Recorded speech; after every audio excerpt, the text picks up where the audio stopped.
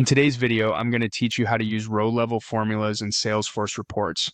Salesforce is a powerful tool for managing and analyzing data, and learning to use row-level formulas can significantly enhance your reporting capabilities, allowing you to calculate values on the fly as you view your data. Let's dive right in and walk through the process step by step. First, you need to navigate to the Salesforce homepage.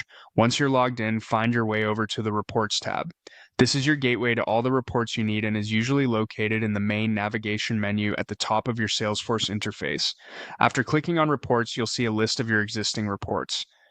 Go ahead and click on the report you want to open. This action will bring up the details and content of that specific report. Next, you're going to look for the Edit button within your report interface.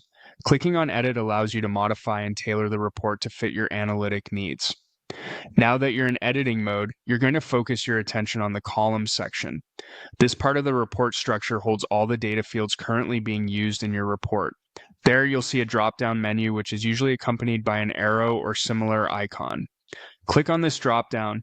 This action expands several options that you can apply to the columns in your report. Among the options, you'll find something called Add Row Level Formula. Clicking on this option is key, as it allows you to define calculations that can be applied to each row individually, leveraging the data already present in your report.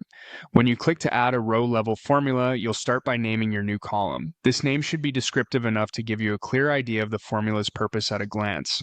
After naming your column, there's an option to add a description.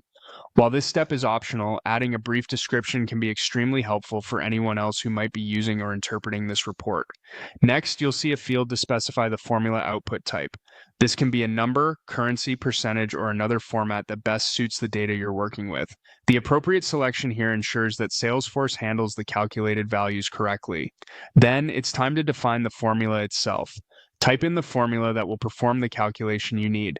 Ensure accuracy in your syntax and verify that you're using the correct field names, as errors could lead to incorrect data outputs.